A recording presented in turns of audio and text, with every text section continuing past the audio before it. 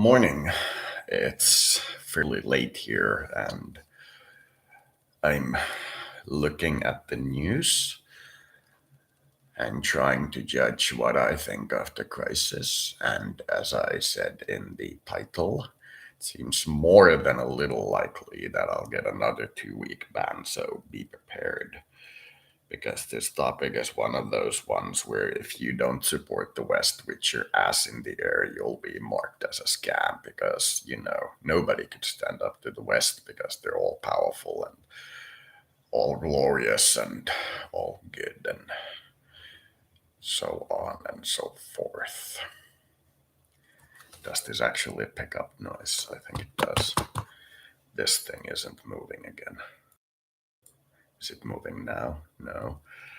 With my luck, it's gonna be an audio glitch.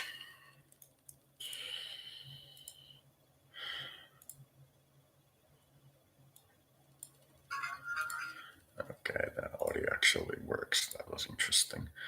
YouTube is being weird again. Okay, so the main point I want to talk about is the very large amount of Wardrums in the Finnish media that I'm seeing. The media is being relatively reasonable. They're being over the top stupid, but they're being relatively reasonable. But the comments have like 95% support for NATO, while in the public polls that are done by the country itself, support for NATO hasn't increased over 35% in a long time. So it's not actually 95% support for NATO. It is 95% public support for NATO. And when you actually vote, which is done in private, in that nobody knows your vote except the, let's say, calculators. And then the results are actually about 35. So the population's attitude towards joining NATO, according to the polls, has changed by about 5%, 5 to 10%. It used to be about 75% opposing or neutral and about 25-35 supporting. And it's now about 70% and about 30% supporting, about maybe even 35 really instead of the high end. And the main point is that either these commentators are completely ignorant of history or they are trolls. And by completely ignorant, I do mean completely ignorant. The average comment says things like Finland has never invaded Russia, which is incorrect. We've actually invaded them twice. And the only threat to Finland is Russia, which is incorrect. We've been at war with the UK, the Germans, and Russians just in the past 100 years. Going back a little further, we've been at war with the Estonians, Germans, Polish, Danish, Swedish, and Norwegians. Going back a little further, in the Scandinavian region, we tend to fight amongst each other. And they are saying things like NATO has never invaded anybody, which is laughable. It is absolutely clear that NATO has invaded a lot of countries over the past 20 years. And the whole discussion is going roughly exactly like was said in the PNAC documents, the project for the new American century back in the Bush era. They published the documents for a while. Then they got a fair bit of flack for their pretty open US imperial domination attitude. And then they got removed, but the documents are still basically available. You can find them pretty easily. And they talk of first toppling all these countries that still support the Eastern Bloc, which is countries like Iraq. This was before the Iraq invasion, keep in mind. Syria, Lebanon, Libya,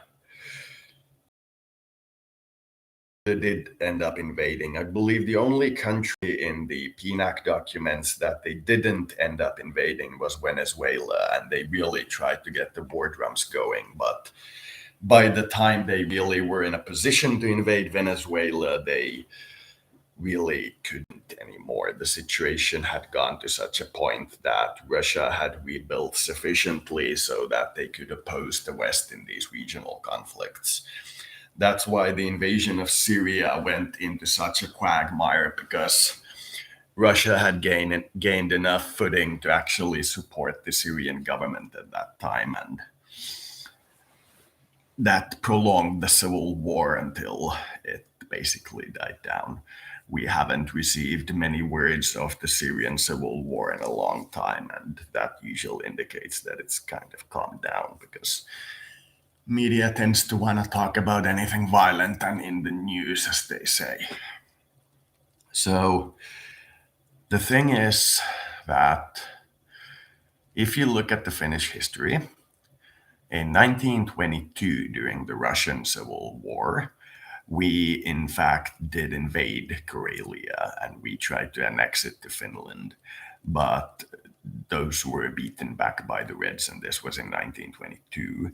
And after the Reds, the communists, got a good hold on their own government, we signed a proper peace treaty and stabilized the frontier and wrote all kinds of non-aggression treaties and so on and so forth.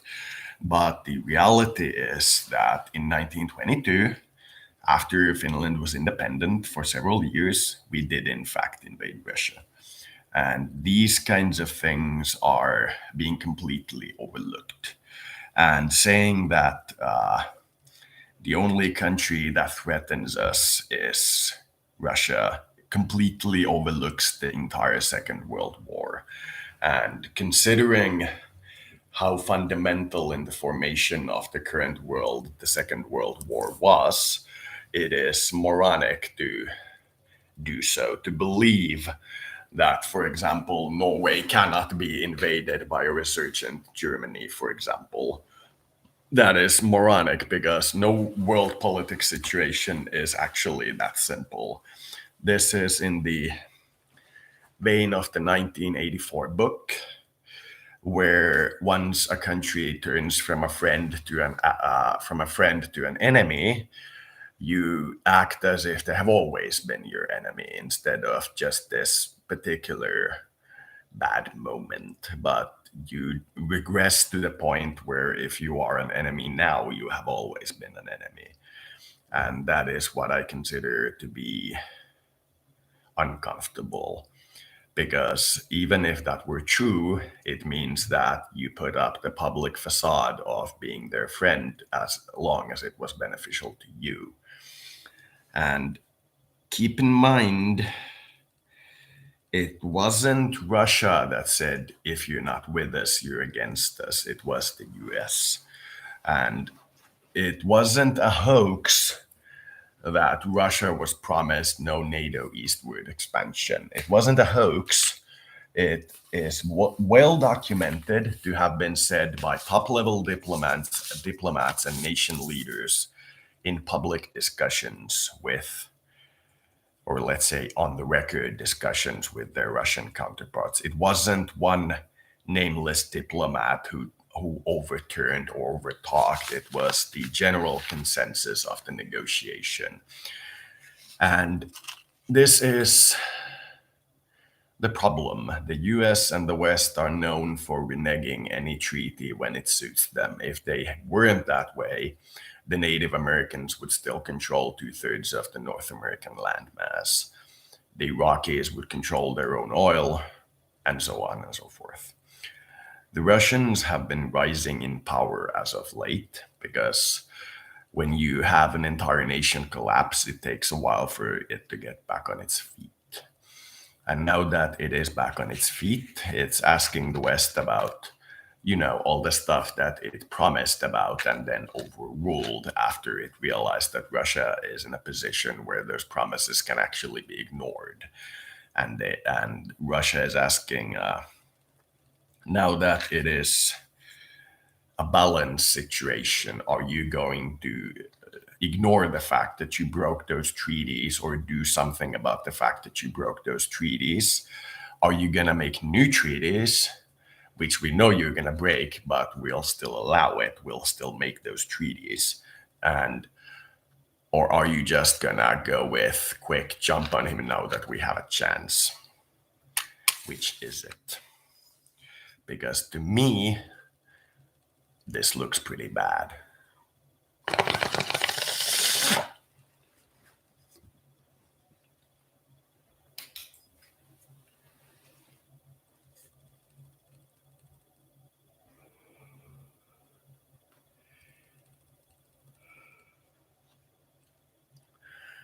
I don't want to have to say it again, but I will. If the US goes against the UN treaties, which it itself founded, it wasn't founded by the Europeans, it was an American founded organization. If the US goes against its own premier world organization and starts to invade the neutrals, then all bets are off. And that is what has been happening here. As I said then, and I'll say now, the only thing holding this planet together is the promise that there is a global organization which will either say that you are acting appropriately or inappropriately when you're engaging in politics. It doesn't have any kind of power to enforce you to do anything, but it can say what is your stance.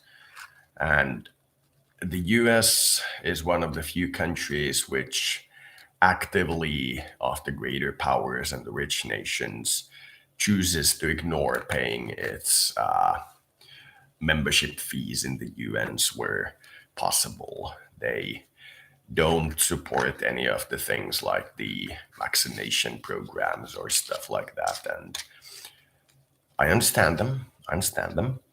They believe they should be the world government, period. Nobody else should be allowed to talk back to them, do anything against their wishes. And they are going so far as the Soviet Union did in its heyday, and they are calling their organization Peace Organization. They are in these comments that I read saying that NATO is a peace alliance. Now, this might not be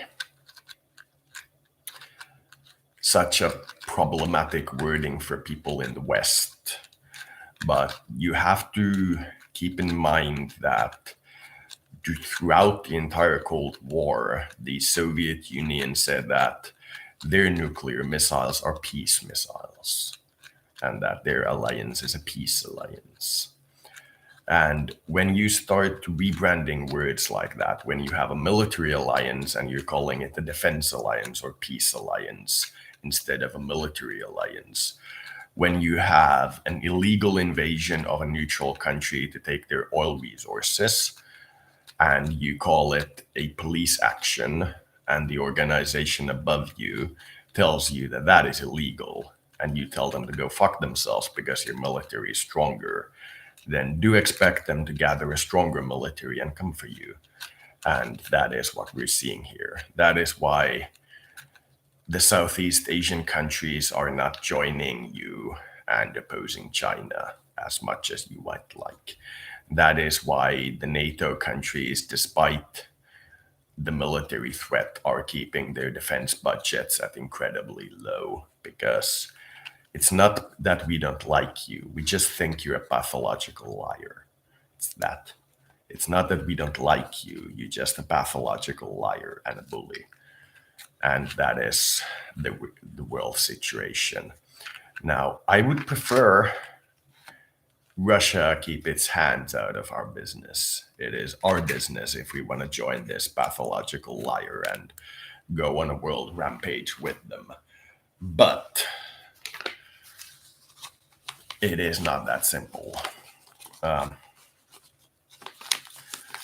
During the First World War, the reason the US joined the war against the Germans was because of the Zimmermann telegram, which was a letter sent by Germans to the Mexicans saying that they will support if Mexico declares war on the US and tries to take the southern states. This is somewhere in 1915 or something. And this was not a alliance that was declared between Mexico and the US. This was a letter sent by an ambassador, and that is the official stated reason for the entry into the war. And what I'm looking at here is a situation where the East is treated significantly worse and expected to just suck it up, to be the whore. And this, in my opinion, cannot end well. And if the US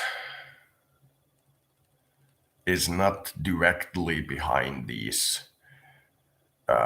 historically inept people, then I am very surprised. The other option would be that it is some form of preliminary action by the Finnish population to gauge the response of the population to this talk.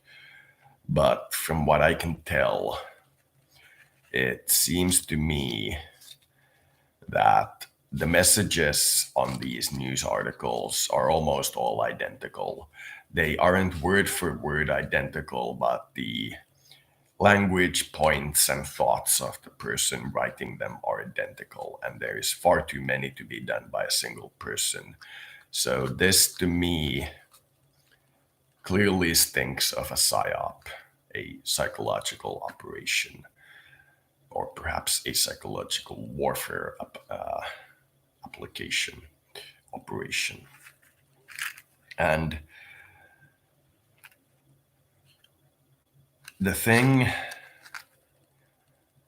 that kinda sorta worries me here is that a lot of these people are saying pretty openly that if you don't support NATO, you will be deported to Russia once the situation gets out of hand. And that seems to be what triggered the Ukrainian thing, the very same kind of thinking that if you don't support the West, you will be deported to the East.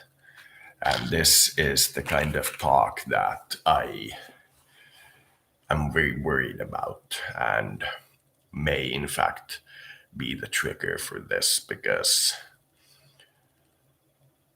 if we do get sucked into NATO and it starts to do its thing, and we start to see civilian opposition, which we will see, and we start to see the kinds of low-level interactions between NATO and the guys who oppose NATO, we might very well see the kinds of political discourse and instability associated with currently the Ukrainian crisis, as the population starts to consider the current situation a coup, because there are quite sizable portions of what you might call the Finnish Brexit, or the Finnish Finxit, Finnish exit, Finxit, fix it. Yeah. This situation cannot be good for anyone. And the amount of Wardrums being banged is absolutely amazing. It's absolutely amazing. And despite the fact that I wouldn't, even on the best of days, consider my attitude towards Russia and Russia's attitude towards me to be cordial or even friendly, it is one that I wouldn't consider as threatening as NATO is at the moment. If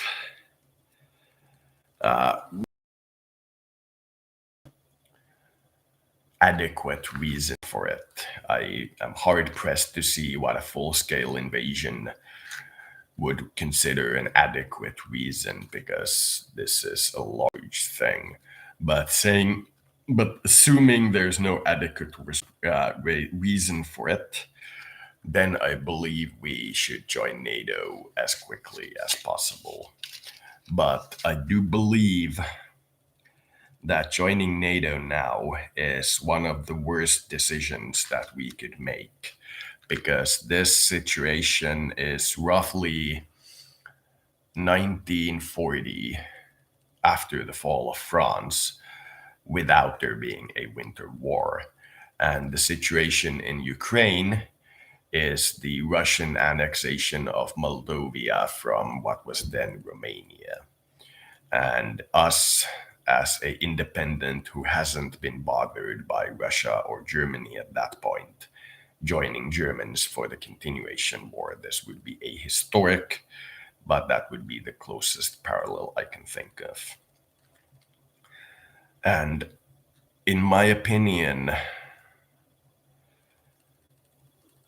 this might be the planetary government formation crisis, which is essentially what we were looking at the PNAC documents saying pretty outright that there will be a planetary government.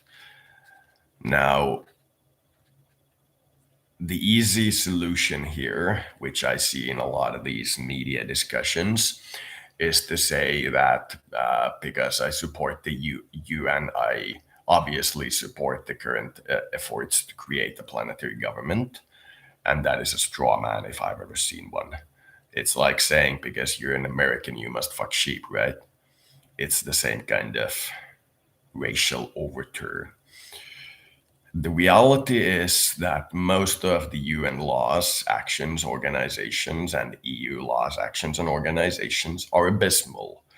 But the promise of getting the people on the planet to one table and having them actually talk it out is such that I will support essentially anyone trying to do that.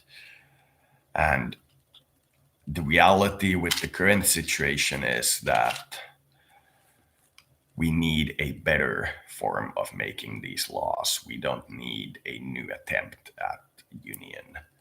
We need better laws, and we need a better system of making laws.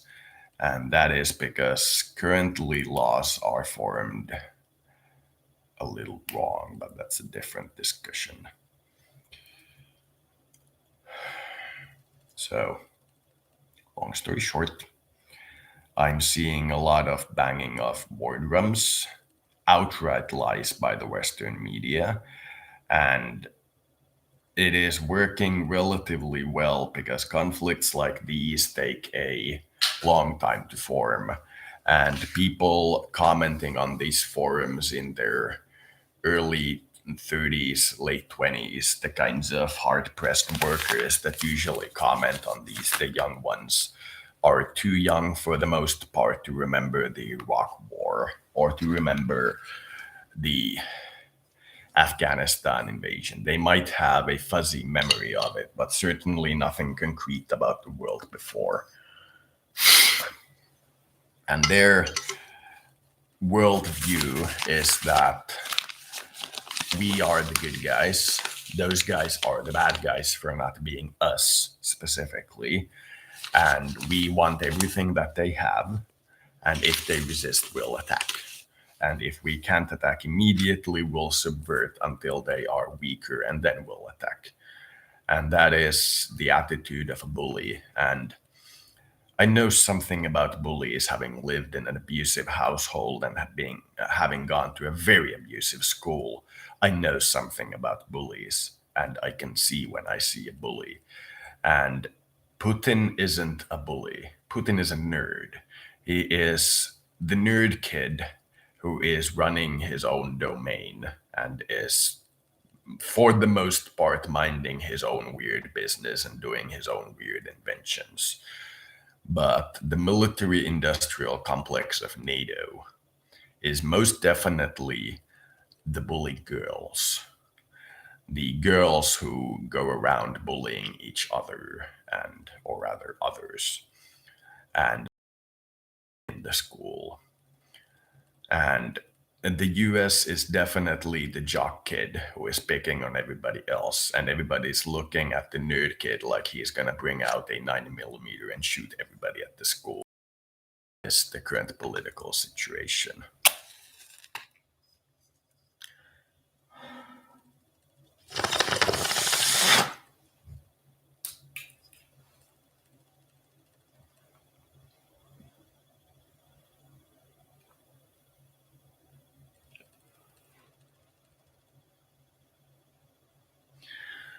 Now, I've talked about this before, but I do not believe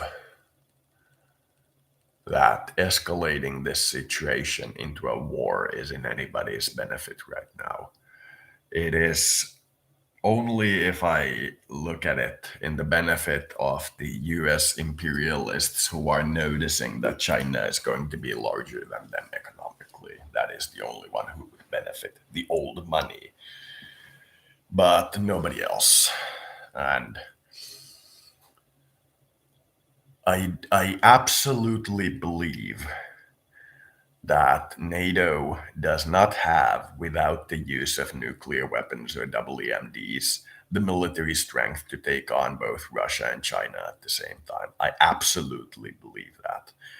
And if they do that, and if they do develop it into an actual shooting war, I can pretty much guarantee you that they ain't gonna win. There is there is no military gap in terms of your secret projects, because secret projects are imagined projects. They're not real. They only work as long as the government you are under doesn't know about them. The reality of secret projects is such that when push comes to shove, almost all secret projects fail. And if they don't fail, their results are usually far different than anything you could imagine.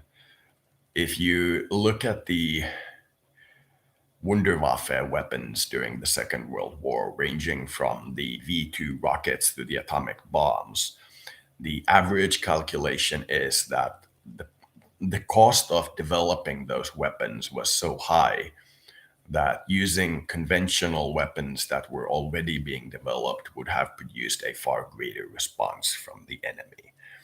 That is the general consensus. So the US may think it has the best satellite weapons or the best orbit relaunched vehicles that they can take into space and bomb the Chinese from space and use space-based weapons or scalar weapons or earthquake weapons or anything you want to imagine. I'm sure they have stuff that the conspiracies have talked about and stuff that the conspiracies haven't talked about, I'm sure.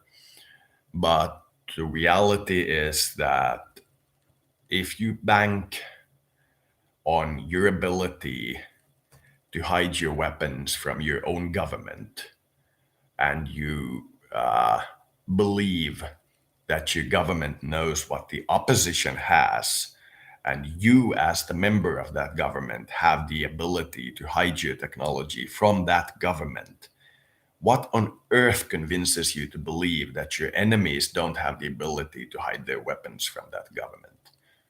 If you come from an organization that is incapable of knowing its own military strength, what makes you believe that that organization knows anything about its opponent's military strength? I mean, where's the logic? And a lot of this hubbub that I hear the US make about being able to take on China is based on its secretive weapons. And as I've said before, those don't really count. Not really, anyway. Especially not in a system where you believe your opponent doesn't have secret weapons. Everybody has weapons, nobody has common sense. So,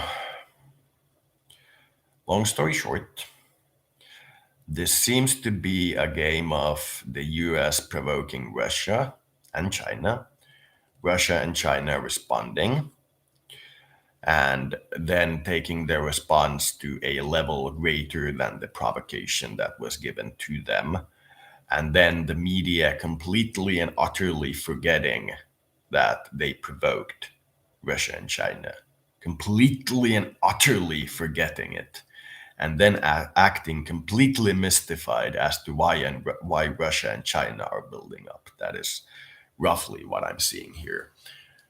And this recent series of events started when the UK ship went into Crimean waters, and the Russians sent out death charges to get the ship out of their territory. After that, the Russians boosted their military strength on the eastern part of Ukraine on the off chance that the Westerners were planning something other than a random provocation. And they noticed that the media and the West was acting as if the cruiser thing didn't happen at all. And the only thing that happened was the Russian buildup. That is what started it, not the British cruiser in the Black Sea. And the Russians see this clearly. They see that they are being provoked. They respond, and the attacker says, "Why are you hitting yourself?" They're seeing this. And at some point, the nerd is gonna flip out. And chances are the bully is gonna beat him to death. And he's gonna get a slap on the wrist because he knows the judge and his father is the city hall manager. But there is a chance that the other kids will have enough of a spine to actually oppose the bully. There is a chance. But knowing how human history goes, I do not believe so.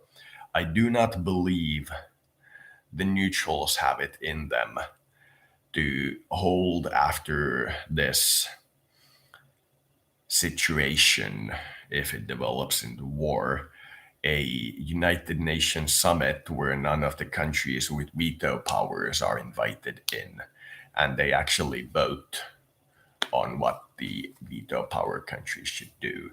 This would be the death of the UN, because without the veto power countries like the US, UK, and such, it is certain that the UN would collapse.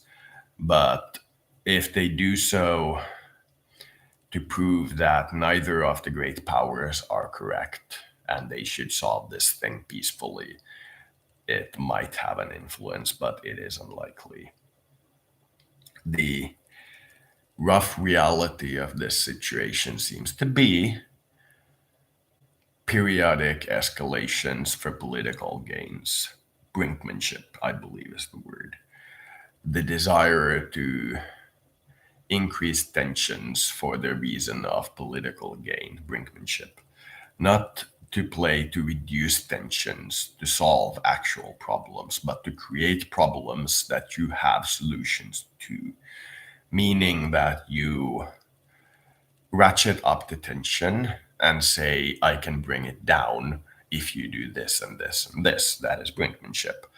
And as a long standing neutral, paranoid nut that hates all these superpowers, I do not see any difference between the UK sailing ships in Crimean waters and the Russians building up in eastern Ukraine. I see no difference between the annexation of Crimea and the invasion of Iraq. I see no difference. I see no difference in supporting the eastern Ukrainian partisans by Russia and supporting the Iran-Contra scandal as the US. There's no difference. Both sides are massive douches, and our only realistic hope in this world is to convince ourselves that we don't need gods and kings. The US is definitely the god, or NATO is definitely the god, and Russia or Putin is definitely the king, and we don't need either. And I hope in my heart that we will find a solution to this. But the fact that the West has stated several times a prediction, which I believe is one of the core components of covert operations, making a prediction about what's going to happen and then making sure it happens. I believe that is the core concept of politics. And the media and the West has been talking very loudly that Russia might invade at the start of 2022. And they have not signified as to why they believe this. I have seen no papers indicating that there is a leak from a Russian ministry where they are discussing these plans. I see nothing besides the fact that they have guys on the border. They're not building them up in any noticeable amount. They built them up quickly, and the increase in the front personnel is trickling down to small amounts now that they have most of their field army there. And they have had for months, as this crisis was building, way more weapons on the Ukrainian border than the Ukrainians could ever deal with, even with NATO help.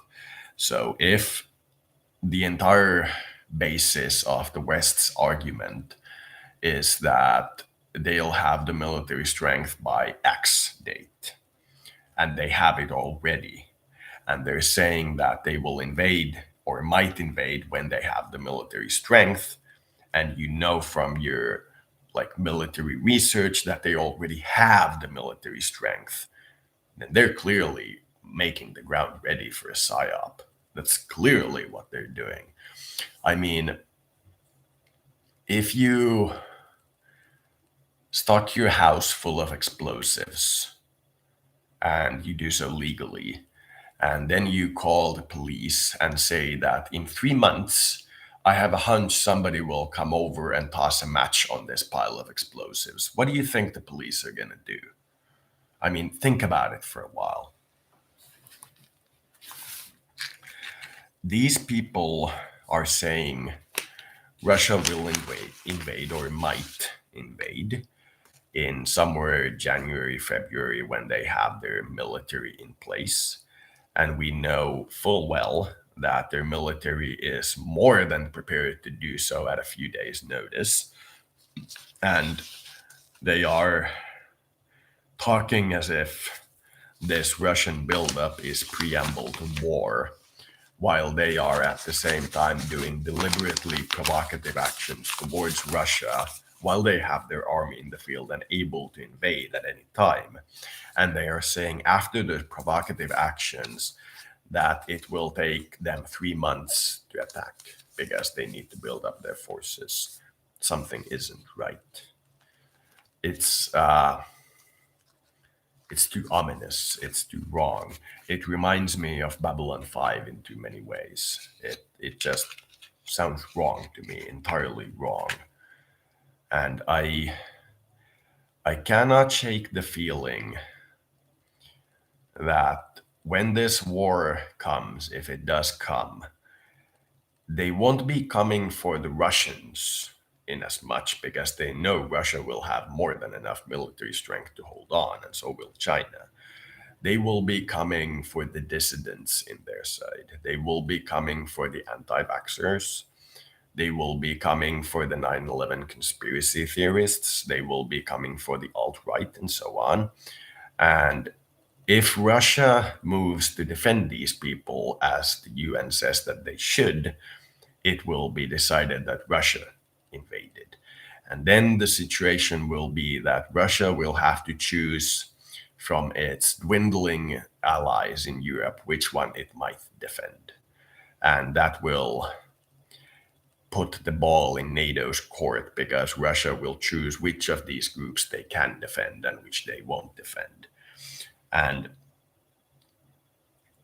it will, in my fear, it might cause a migration east when people flee these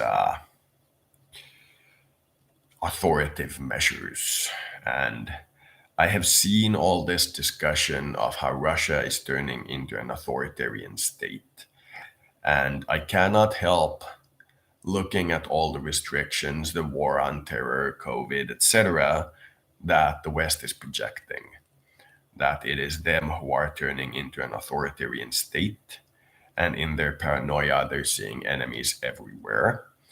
And once the situation starts to unfold, they'll come for their enemies in their country. And this is what the US historically does. When the US is at war with the Japanese, they'll take their Japanese population and put them in concentration camps. When the US will be at war, if it will be at war, or NATO will be at war with Russia, they will put the population that isn't willing to immediately go by the state's desires, the frontline supporters, the loud ones, they will put them in camps to make them incapable of influencing the system. And this, I believe, is a critical danger to our society. Now, at the moment, I am unprepared for physical conflict in my city. But if the situation gets worse and we do, in fact, go to war, and we do, in fact, get the population control measures that they've always wanted to put in place, and at the same time, nobody does any true offensive actions towards Russia, meaning that it is supposed to be a perpetual war with no solution, then I do believe my only option will be to evacuate. I do believe. I have been willing to put up with an enormous amount of trouble from being diagnosed with a disorder and given no chance to control my own medication, even though they say legally I'm allowed to. But it has been made clear to me that I have no legal control over my medication. It has been made very clear to me.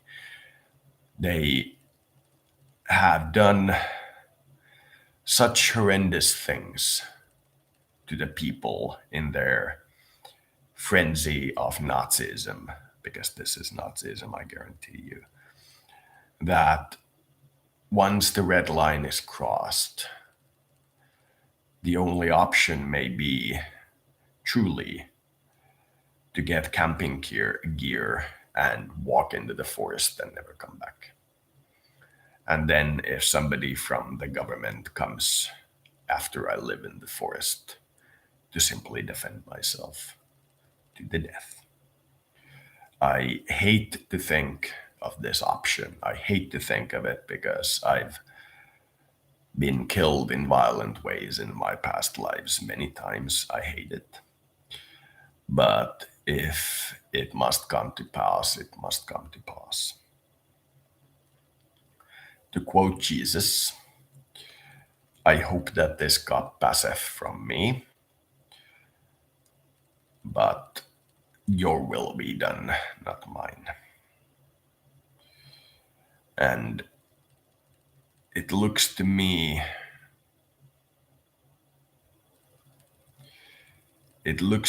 like the Wardrums are beating with such fervor that backing down is becoming more and more difficult with each passing day.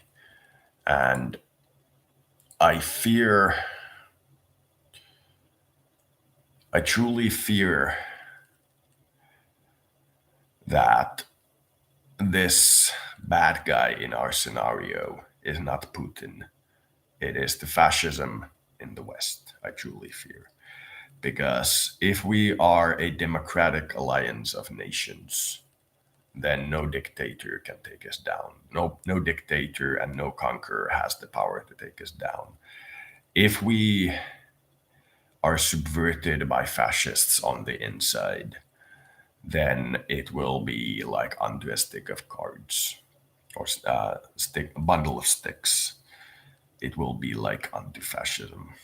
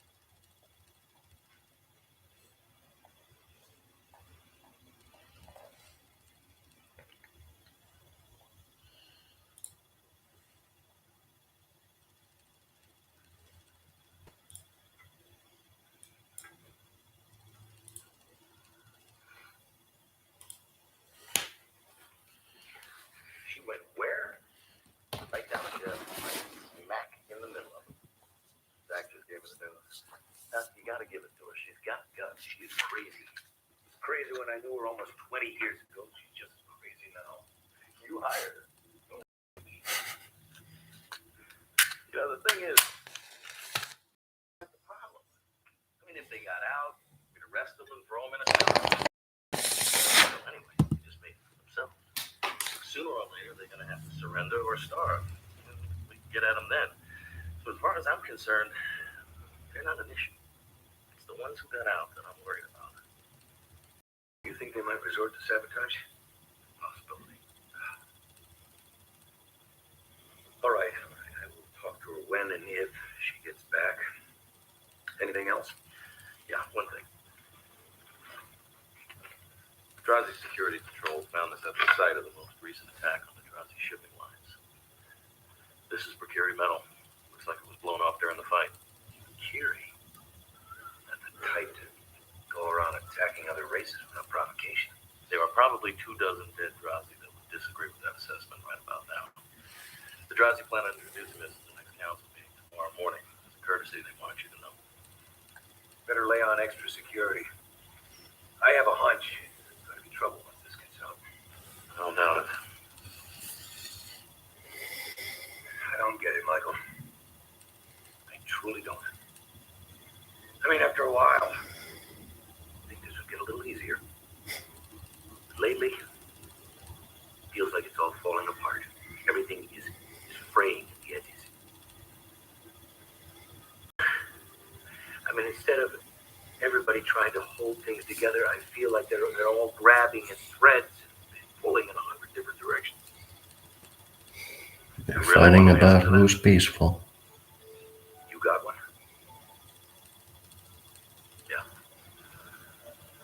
Why is it that we always break up our history by the wars? Not the years of peace. The 100 Years' War, War of 1812, the first 3 World Wars, the Dilgar War, the War of the Shining Star, the Mabari War, the Shadow War. Why the war, not the peace? Because it's exciting. And because on some level, people like to see something big fall apart and explode from the inside out. And right now, John, we're that something.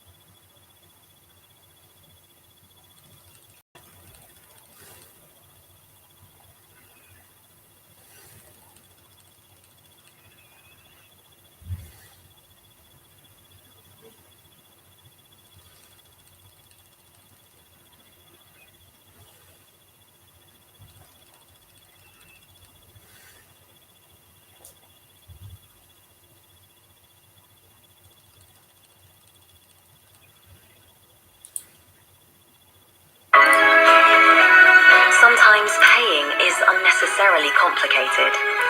A left-wing cultist says, quote, "I joined a far-right group of moms. What I witnessed was frightening." Frightening indeed. You know, a lot of people don't like it that I call people on the left cultists, and that isn't to say every single person on the left. Specifically, I'm referring to left-wing cultists, but it's true. And this article, I think, is actually a bit of a white pill, as it were. It should give you hope and optimism, because it shows you they really are in a cult. In this story of the leftist cult member infiltrating a far-right group of moms, what she actually discovers is that it is a moderate to conservative group of moms of varying opinions, some of whom think racism is a problem, some of whom who don't, many of whom think indoctrination is wrong and want their children to be free from coercion. But you can see by her reaction just what makes them a cult. Genuinely don't understand that people who have differing opinions, that moderates and conservatives, they don't understand that they're not far right. And what they actually uncover in this is a group of nice people who are there to protect children, who want children to flourish and be successful, and not indoctrinated. But therein lies the big issue. Zealots and religious extremists are shocked and angered and confused. Why won't you do what we tell you? We've tried threatening you. We've tried beating you down, locking you in your homes. Why won't you comply? Regular people are saying no. So I think this article, although it's framed in a rather silly way, is a must-read for people who are on the side of freedom and liberty and those who oppose the cult. Let me read for you their findings after infiltrating the far right. From Huffington Post, they write, quote, "Look out for the trigger words," the woman says. She's perched on a chair in front of the room. She's well-dressed yet funky with elegant boots. A demure sweater and some colorful jewelry. Equality, diversity, inclusion, marginalization. These words are CRT. If you see these words in your kid's homework, you need to speak out. Well, it's equity, not equality. I am in a meeting held by a local right-wing moms group. It's an organization catering to mothers who are bent on protesting at school board meetings to stop the supposedly evil critical race theory agenda from being taught in public schools and address other typically conservative concerns. Critical race theory is not currently being taught in public schools. And that's where we begin. A lie, a manipulation. When they say critical race theory is not being taught in schools, what they mean is nobody handed children a book on critical race theory. What they're doing is they're applying critical race theory. Another way to explain to those who don't understand, but I assume most of you do, is they're not teaching the Bible in school. That's ridiculous. They're just asking kids to reflect upon their sin and to say say 7 Hail Marys and 3 Our Fathers. That's not teaching people the Bible. That's what they're doing. They're applying critical race theory in their teachings and then claiming it's not being taught. Well, that's one way to get started. They say there are about 20 of us. We're all maskless, all apparently white. I love how they say apparently because they don't know. Mostly women and all on the younger side. I'm in my early 40s and I seem to be the oldest person in the room, a group of children, including my son, the only one in a mask. They're scampering merrily in a play area down the hall, while a young woman with a baby in her front carrier keeps an eye on them. On the wall by the door of our seminar room is a sign. It says, "Children should be heard, respected, encouraged, loved, appreciated, guided with compassion, given freedom to learn without coercion." What exactly that last phrase means is ominously vague. Here's what I love here. She brings her kid to one of these far-right meetings. She has her kid wearing a mask, the only one. No one insults her. No one derides her. No one questions her. It's fine. They don't care. You see all of these people, they're in a cult. For several years now, I have been worried about the increasing right-wing views that I have noticed in my demographic, white suburban women. Before 2016, I always thought of Nazis as mainly historical villains that belonged in Indiana Jones movies or old newsreels, or the sad stories my grandfather told me. Now, however, as the last Holocaust survivors are dying, I am aware that fascism is creeping back into the world at large and terrifying ways. Here's what's frustrating. Because of our tolerance, the freedom-loving individuals, we have ceded institutions, schools, movies, TV, government to fascists. I don't know if fascist is the right word. We probably need a different word for it. But this woman who's writing this, she doesn't understand she's talking about herself. And it's fascinating because when you read her assessment of the moms in this room, you start to realize you're not alone. This is the important takeaway from this article. I know you're not a Nazi. I know this lady's insane and in a cult, and we know that when you have a group of people with differing opinions that disagree with each other, some who believe in systemic racism, some who don't, some who voted for Trump, some who didn't, and they watch videos like mine or Steven Crowder, you've got an eclectic group and diverse opinions. Certainly, a group that respects diverse opinions and freedom and liberty and opposes racism, not Nazis. What about this woman? A woman who supports mandates, forced medical procedures, people who defend Australia putting people in quarantine camps without due process. I think we know who the Nazis are. I don't care to use that word, though. We need a new word for what's happening today, and it won't really stick. It won't punch, in any kind of way like Nazi or fascist will for some time. She goes on to say, I wanted to know how I could fight against the appallingly stupid, yet dangerously widespread disinformation that is entrancing many of my friends and neighbors. Basic facts about COVID-19 are being dismissed by whole states as part of the liberal mainstream corporate media. How much you want to bet this lady doesn't read anything but Huffington Post? Bodies from COVID victims were stacking up on ICUs and filling morgues back in 2020, yet I was still called a child abuser by people on the street because I made my son wear a mask. Really? And no one at this meeting called you a name or insulted you or called you an abuser? That's strange, isn't it? Why are people going nuts? Well, you need only look in the mirror, lady. Why are people dismissing science and history in favor of conspiracy theories? Yes, why are you? And most importantly, how could we nudge the nation in a saner direction? Well, for one, you could start reading more. I was especially curious about activist groups that specifically targeted suburban women. These groups seemed intent on making life more dangerous for my child. According to my local right-wing women's group, masks should not be allowed in school. They told us to stop worrying about kids dying of COVID. They were also vocal about not wanting racism and its deep formative history in the United States to be taught. Now, that's not true. Some of these people literally do not believe white privilege exists because, according to them, the Union soldiers who fought in the Civil War were overwhelmingly white. No, I don't understand that argument either. Others feel parts of the country's history shouldn't be included in curriculums if it makes people, namely white people, uncomfortable. You see, it's how they manipulate. So I have to assume a woman like this is intentionally deceiving you. Because when we had Ari the Rugged Man, I know it keeps coming up, but he was a good example of this. When he came on the show, he said, y'all, don't want history to be taught. And I was like, who said that? And he's like, you want to ban critical race theory. And I said, who said that? Yo, you don't watch anything we do. No, we don't want critical race theory as a subject matter band. We want praxis. I don't want them pulling out the Bible and telling kids to turn to chapter and verse, whatever. I don't want them to put in their assignments religious practice.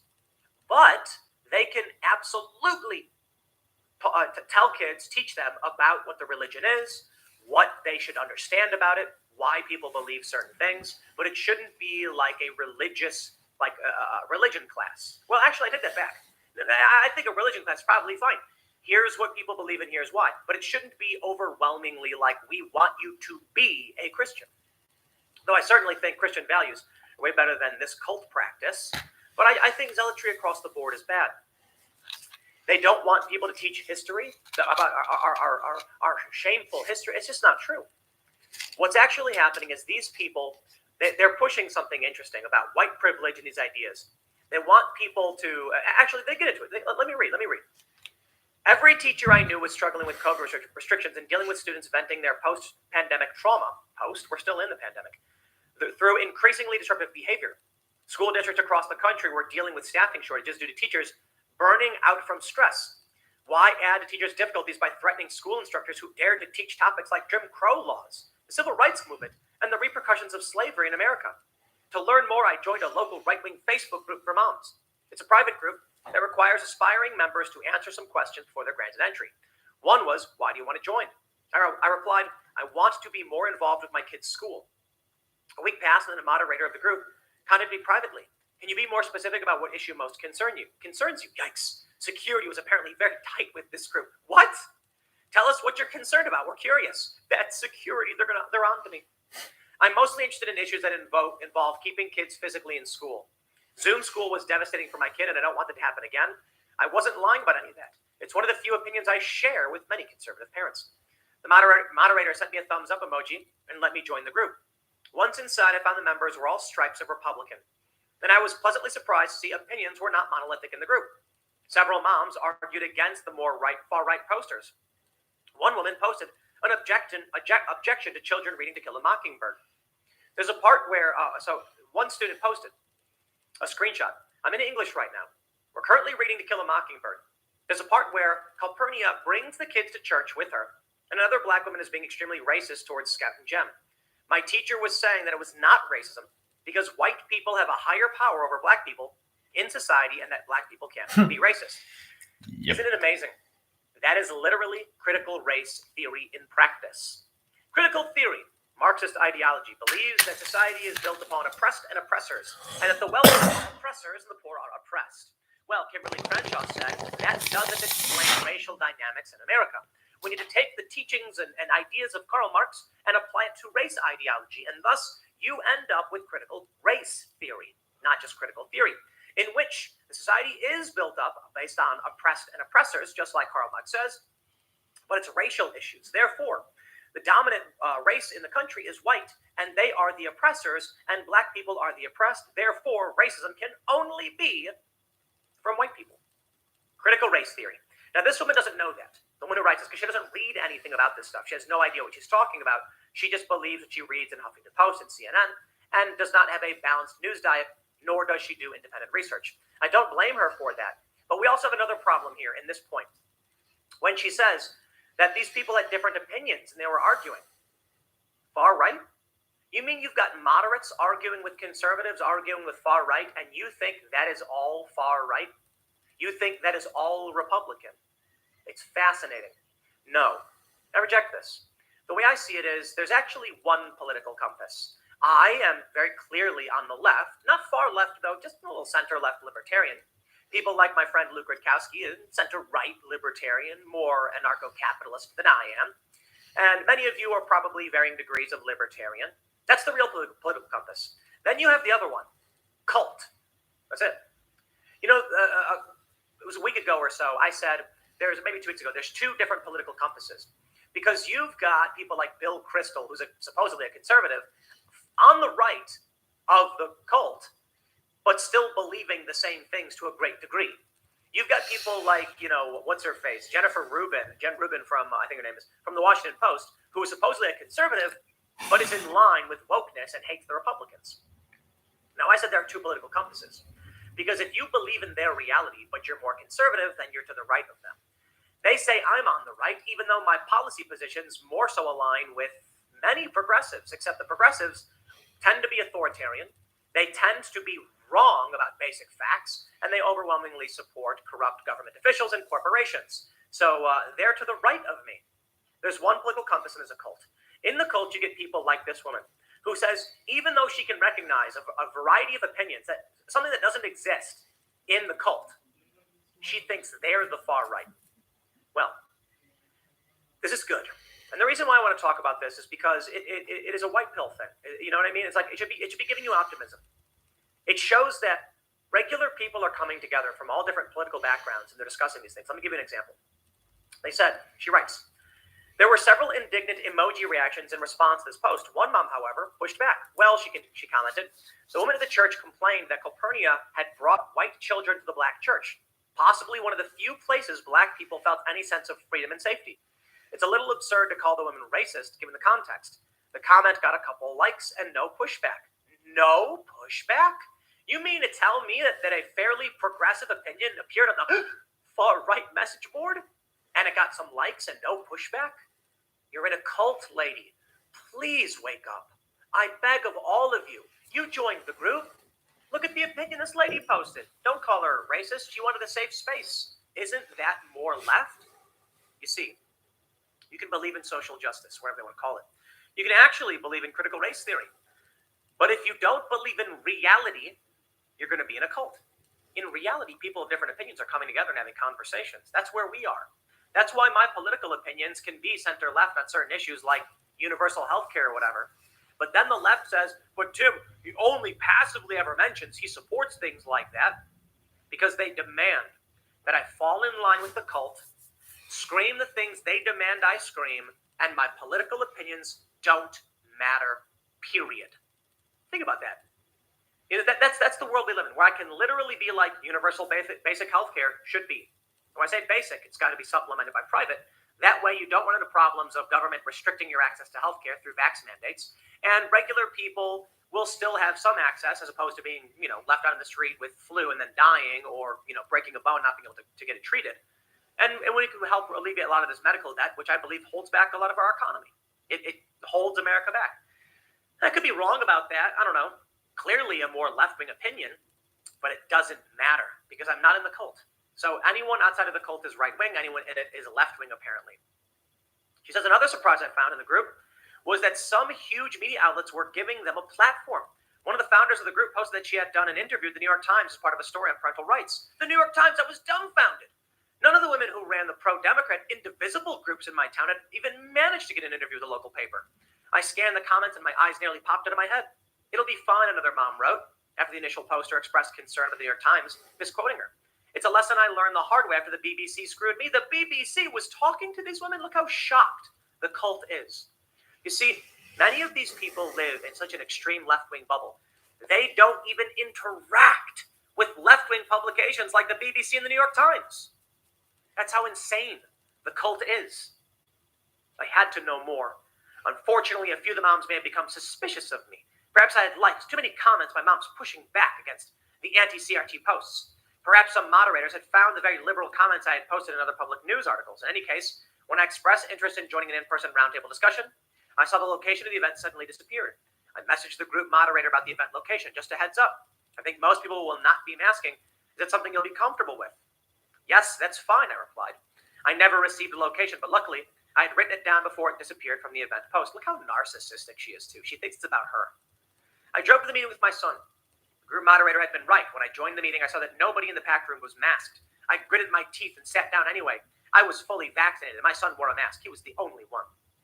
I listened to the speakers at the meeting while they discussed how to run for campaign and pressure school boards. Many parents bemoaned how they had to pull their kids back from public schools over mask mandates. There was a lot of anger directed at teachers. I raised my hand. What do you say to people who are like, oh, you're going to put bounties on teachers' heads? You're marching outside of school board members' homes with guns? I could see several women visibly flinch at the word bounty. One woman said she disliked the term bounty, but you could see the need for monetary compensation for those who turn in teachers that were doing things parents found unacceptable. There are no repercussions for teachers who break the law, she said. If we have to offer monetary compensation for people to report teachers, I see no problem with that. It's an incentive for people to wake up. It wasn't clear what laws these teachers were supposedly breaking. As far as I could tell, teachers, like everyone else, got punished if they broke laws. Another woman raised her hand. Look, I know we want to change school boards, but elections aren't until 2023. What do we do until then? We can't just sit around and let them attack our kids. We have to do something. Bravo, man. I caught a gleam in the woman's eye I didn't like. Was there some flirtation with insurrection being suggested here? What exactly was she saying? Another woman nodded. Listen, we've tried playing nice, but they just dig in their heels and dig in their heels. We have to start being not so nice. I didn't like where this discussion was going. The moderator guided the topic back to safer ground. Be pleasantly persistent, be annoying, be the woman at the school board meetings who always shows up, be the person who, when the meeting organizers see you, say, oh God, her again. Be that person and please try to get people to vote in municipal elections. Fair enough. A lot of roundtable debate felt like a Republican version of a run for something meeting. Despite my uneasiness, I couldn't help but find myself liking the women in the room. They were charismatic and energetic. They had no problem letting my low-functioning autistic son play with their children, which is unfortunately rare among a lot of mothers. It's amazing. When this woman is in the cult room, they're mean to her. They're mean to her child. And here in a room of charismatic, independent women who are nice to her, she still views them as the bad guys. She mentioned she's still a member. And she ends by saying, I can't stop thinking about the gleam in the women's eyes. She said, we can't just sit around and let them attack our kids. Though some people think merely tweeting or outrage or frustration is productive, it's not. Those of us fighting against the far right need to be more aware of how energetic and organized they're becoming and the lengths they're willing to go in order to get their way. Right-wing activists are attending school board meetings in hopes of transforming our children's education and ultimately their lives and the future of the United States. It's time for us to be just as active to ensure this doesn't happen. We must fight for our children's safety and their right to learn our nation's history, even the ugly parts, especially the ugly parts. She's lying. I will tell you this. It is my belief that this woman is intentionally trying to deceive and manipulate. Why? Look at what she just said. If she had actually gone to one of these meetings, she'd learn the parents do want their kids to learn these things. That every single guest we've had on Timcast IRL, from conservative or otherwise, has said, teach the kids about the history of the Native Americans. Teach them about the history of slavery. Teach them about Japanese internment camps. No one is denying that. But in the fake world the cult lives in, they need you to believe that it's not the case. They want you to believe that teachers are being forced to stop teaching the horrors of Jim Crow. How? How is it possible? I went to school in Chicago. I went to a private Catholic school and I went to a public school, and they taught us all of this because they're lying. Because they're lying. They need you to believe that these women who want their kids to be free from coercion are evil, so that you're scared of them. They don't want you reading the news, but I'll tell you this. The reason I saw this and wanted to do a segment on it is I believe this should be cause for optimism. What we're seeing now is this writer, Phoebe Cohen, goes into this meeting and discovers an eclectic, freedom-loving group of people who want to protect their kids, who understand racism is a real problem and generally just want to be good parents. That's what she discovered. That means that people like you and me, regular people, moderates, independents, conservatives, traditional Christian conservatives, whatever, are all overlapping. And that's something we've seen in the polls. And the Democrats, for the most part, are in a cult, blinded by their own zealotry and fake news and unwilling to break out of that bubble, and blinded by deceptive articles like this that they consume in Huffington Post. So I suppose I should say, more and more we're learning that regular people are waking up, and that's a good thing. And they're desperate to try and make it seem like it's not the case. Well, there you go. Good job infiltrating a regular group of moms. You've proven yourself wrong. I'll leave it there. Next segment's coming up at 4 p.m. over at youtube.com/Timcast. Thanks for hanging out, and I'll see you all then. Yeah. That's life. Anyway, thank you for tuning in.